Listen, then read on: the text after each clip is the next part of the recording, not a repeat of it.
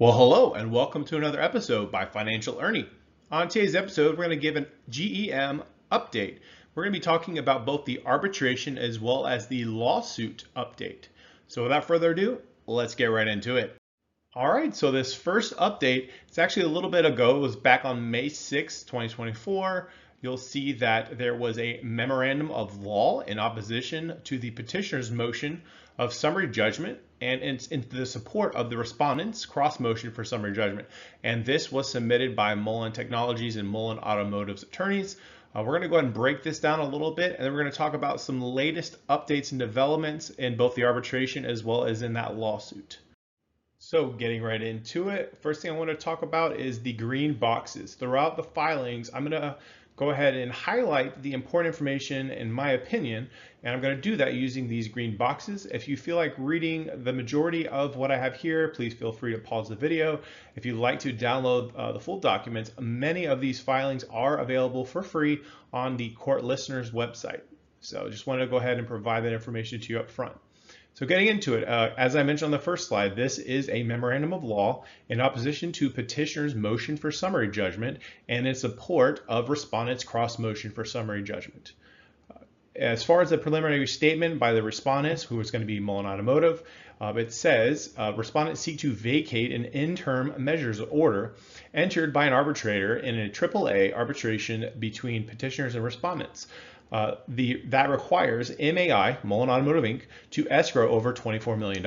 You will see throughout these filings that there's quite a few items that have been redacted. That has to do with information that's not privy to the public. It has a little bit to do with the company's overall financial situation at the time of filing. Let's go ahead and read a little bit further. Down at the bottom there is, however, no authority under the applicable AAA rules for this type of relief. Those rules grant an arbitrator the authority to take whatever interim measures he or she deems necessary for the protection or conservation of property and disposition of perishable goods prior to issuance of a final award. So again, it is important to show that that is part of what Mullen Automotive will be dissecting, their attorneys will be dissecting throughout this filing.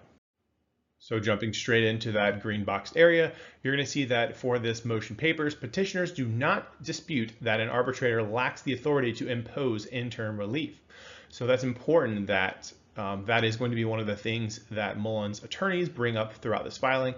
And looking down the bottom there, it says, and they're talking about the arbitrator here, it says, amongst other things, even if the arbitrator possessed broad discretion to fashion an interim remedy, he was nevertheless required under the AAA rules to analyze MIA's financial condition before the close of the arbitration and conclude that the interim measures were necessary before the issuance of a final award. So again, keep that in mind as we go throughout all of this. This is something that is basically going to preview, and we're going to be talking about this throughout this arbitration case as well as going into the judgment case or the legal case that is also open with Mullen Automotive and GEM. So on January 4th, 2021, and again, this is a preview, kind of just giving a little bit of the background of this specific arbitration.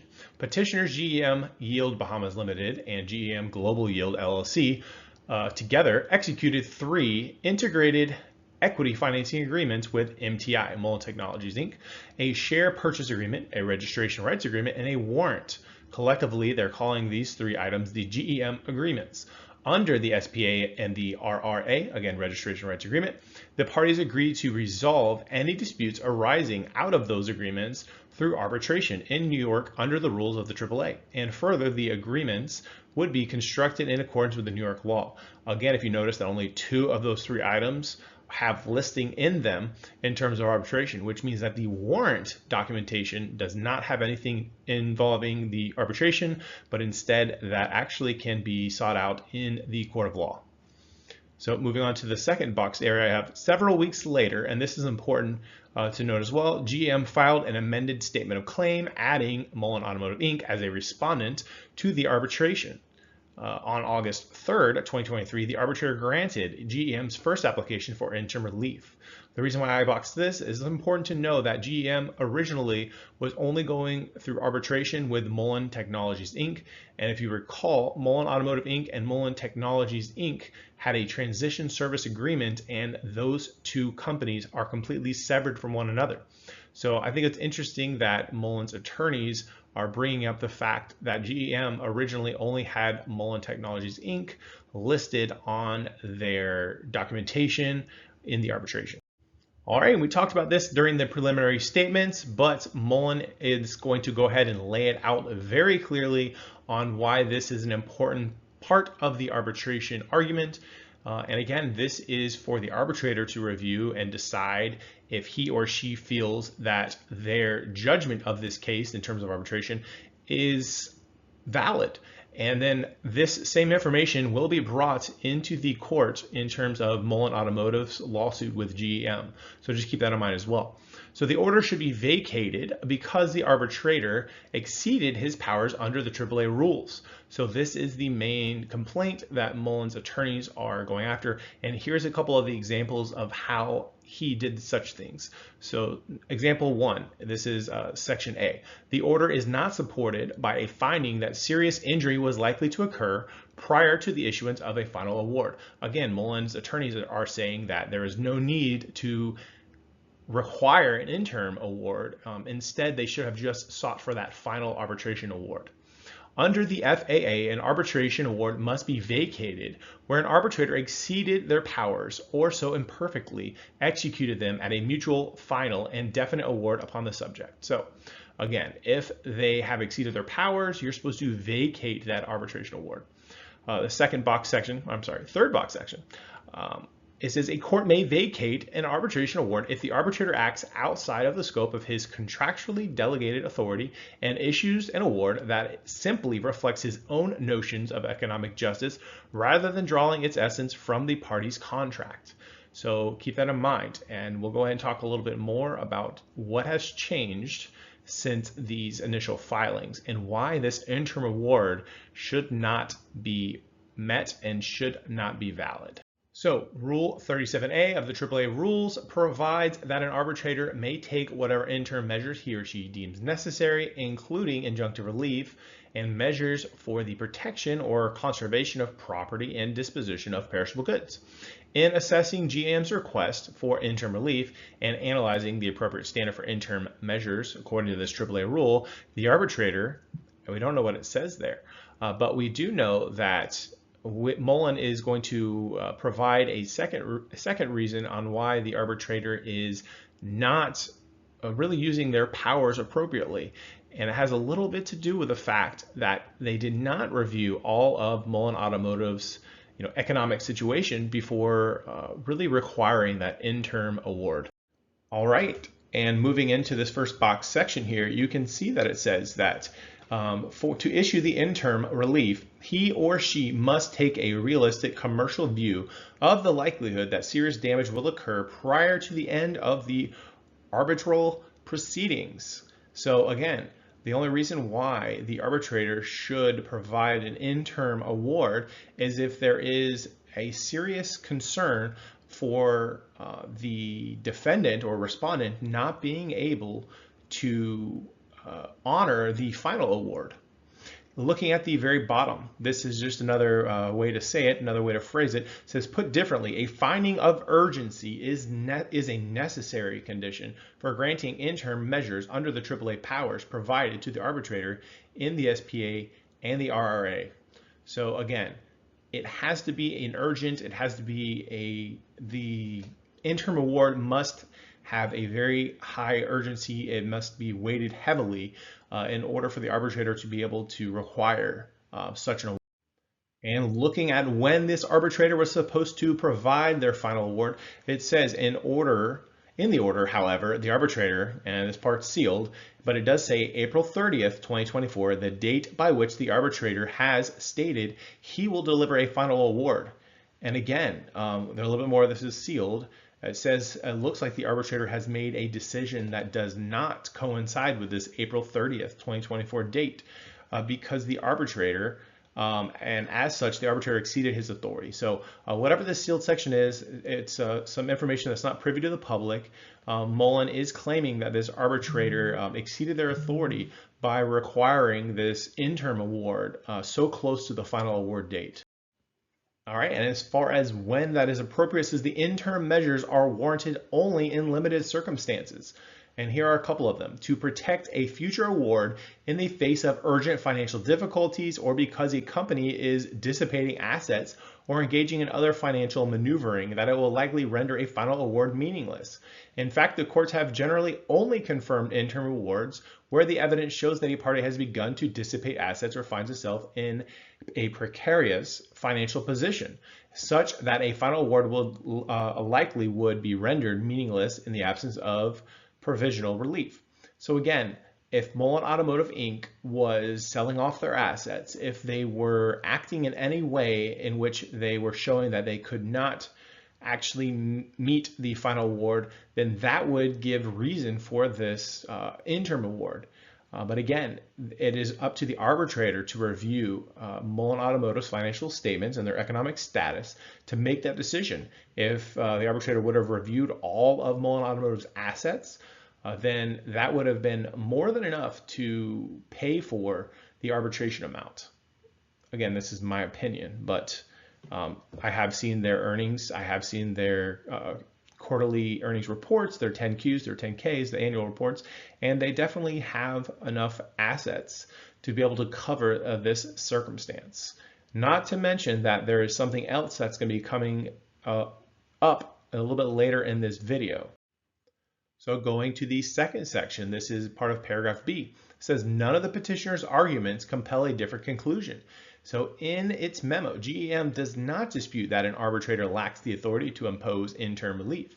So GEM is not in agreement with Mullen Automotive in terms of them lacking the authority to, basically require this interim relief.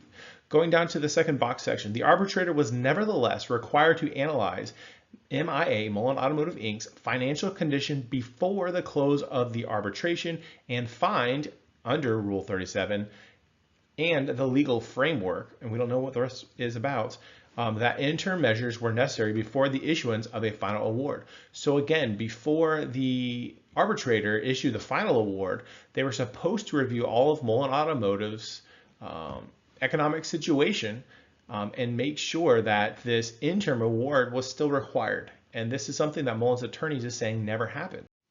All right, the next section, GM tried to argue that there's a certain urgency required to impose this interim award, but whether urgency is a requirement under the AAA rules or merely a factor, the arbitration to be considered, the fact remains that the arbitrator was obligated under Rule 37 to conclude that interim measures were necessary before the issuance of a final award in order to enter such relief. So again, the arbitrator was supposed to review Mullen's economic status and conclude that it is necessary for this interim award to happen. And we all know Mullen Automotive has not been selling off their facilities in Tunica or in Mishawaka. There's been no such things going on. So really looking at their inventory levels, looking at their overall asset column, they have more than enough, again, to be able to pay for whatever this final award was going to be. Going into section 4. So this is that the award was rendered in manifest disregard of the law. So again, Mullen's attorney is saying that this arbitrator was going against some of these AAA rules and they're not following the law, and that's why this specific case, this arbitration award amount, should be thrown out. So Mullen's attorneys at that top green box, this is another thing that they're arguing. It says, in short, the arbitrator imposes his own brand of justice in complete and utter disregard of the controlling of New York law. So I think that's important to note that Mullen's attorneys are saying that this arbitrator is not within their power of authority. They are doing things that are not within the bounds of New York law. So again, this is part of why Mullen's attorneys are saying that this interim award and this arbitration in general is not valid and that this arbitrator is not being fair. So reading in this next section, It says, first, GM contends that the arbitrator could not have acted in manifest disregard of the law because under AAA rules, an arbitrator has broad remedial powers, limited only by the arbitrator's consideration of justice and equity.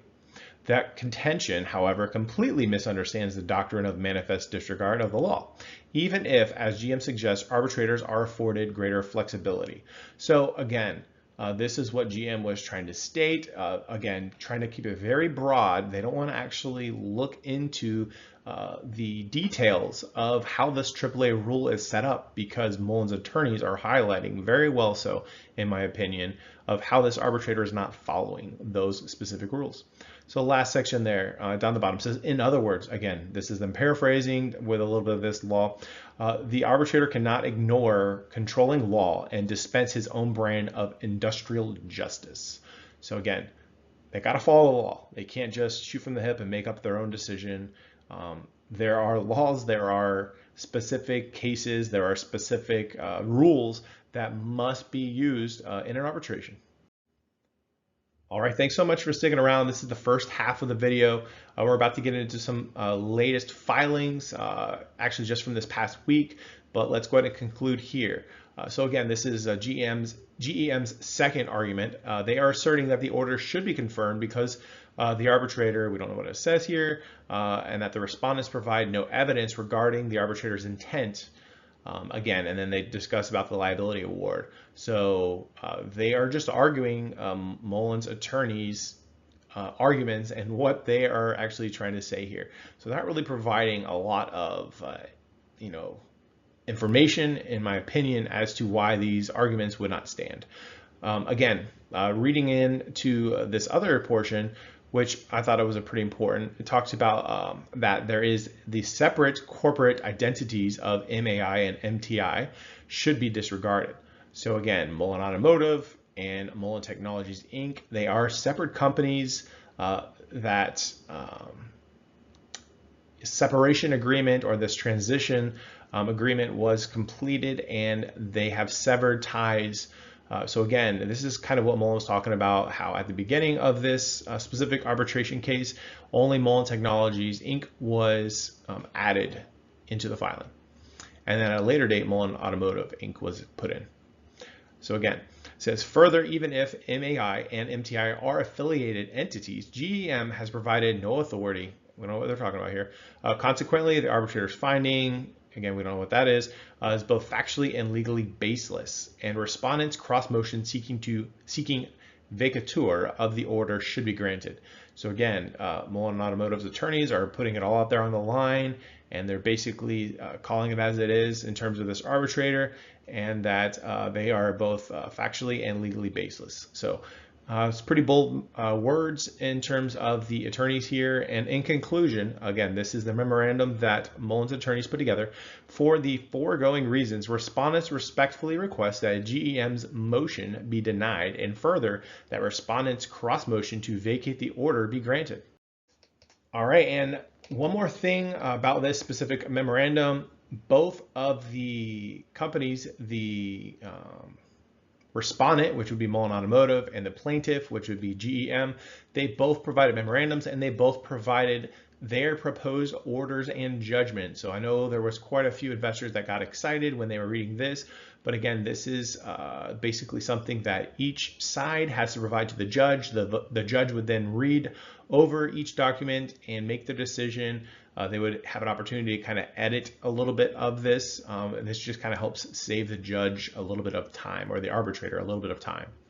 So again, let's go ahead and read through this a little bit. So the respondents, Mullen Automotive Inc. and Mullen Technologies Inc., having moved this court pursuant to Rule 56 of the Federal Rules of Civil Procedure, the Convention on the Recognition and Enforcement of Foreign Arbitral Awards, and the Federal Arbitration Act 9, for an order denying petitioner's motion for summary judgment, granting respondents' cross motion for summary judgment to vacate an interim measures award issued on January 24th, 2024 by the arbitrator, presiding over an arbitration proceeding between respondents and petitioners, GEM versus Mullen Technologies Inc. and Mullen Automotive Inc. This is a AAA case, and they give a case number. And then the third proposal is granting such other and further relief as the court deems just and proper, the respondents having duly come to be heard before this court and upon this court's due consideration of respondents' cross motion dated May 6, 2024, the accompanying memorandum law, which I just got done reviewing with you guys all, in opposition to petitioner's motion for summary judgment and in support of respondents' cross motion for summary judgment. And with all that being said, here is the short synopsis. First order, that the petitioner's motion is denied. Second, further order, that respondent's cross motion is granted. And it is further, third order, that the interim measures award is vacated. So again, Mullen Automotive's attorneys, based on the memorandum, based on this proposed order, they are requesting that the interim measures be vacated. Again, they're stating that the arbitrator did not review Mullen's financial situation, therefore they could not have taken such drastic measures as requiring an interim relief. Not only that, but the fact that the final award was being provided means there was no need for this interim award. And that the arbitrator was acting outside of his power and not using the New York law and the AAA, some of the AAA law as well, in order to be able to kind of provide a fair judgment in terms of arbitration on this specific case. All right, I mentioned that I was going to talk about some more recent filings. Look here, this is from May 16th, 2024, and this is addressed to the judge proceeding over the lawsuit between Mullen Automotive and GEM. You can see that it is sent to the Honorable Catherine Polk-Faila, and this is for the United States District Court, Southern District of New York. And looking at this green box, again, they're stating they are the attorneys for the respondents, who would be Mullen Technologies, Inc. and Mullen Automotive, Inc. In terms of the reference action, so they're highlighting the previous filing that was put in place by the petitioners. So again, the petitioners on May 13th, 2024, they noticed the judge about this supplemental authority, supporting their motion for summary judgment and seeking confirmation of a second interim measures order. Again, if you recall, the first measured order was at $7 million that was put into restricted cash into an escrow account by Mullen. Again, the second one, this second interim award, was for about $24 million, if I'm not mistaken, and that was also supposed to be going into an escrow account. Mullen Automotive, Mullen Technologies, they are arguing this case, and you'll see why if we continue reading. So it says, as noted in petitioner's submission on May 10th, 2024, arbitrator Morrill issued the final award in the arbitration. The issuance of that award renders petitioner's summary judgment motion moot. Again, if the final award has been provided and issued, there's no need for an interim award. Again, Mullen Automotive is going to discuss why that is the case. Again, it says, in addition to the interim measures award, again, they don't say how much that was, it says, but it does say that, however, on May 14th, 2024, Mullen Automotive, Inc. announced that it had received a commitment for $100 million in new financing and sold an additional $50 million in a note, providing Mullen Automotive, Inc. with sufficient capital over the next 13 months. They provided the exhibit, which was that a PR announcement that came out, that the financing renders the interim measures unnecessary and unwarranted. Again, if Mullen Automotive, Mullen Technologies, if they have the financial capacity to be able to pay for whatever the final award may be, there's no need for an interim award. That is what Mullen was arguing in their memorandum, and that is what they are bringing to the judge's attention now. Going to that bottom box section. In addition, as explained in respondent's memorandum of law in opposition to petitioner's motion for summary judgment, respondents in any event may raise one of the grounds articulated in the convention for contesting an award issued in the arbitration in opposition to a motion to confirm. So that was a lot of legal jargon there, but basically my understanding is that Mullen Automotive has the right to go to this judge here in the Southern District of New York and argue the case that there's no need for this interim award anymore.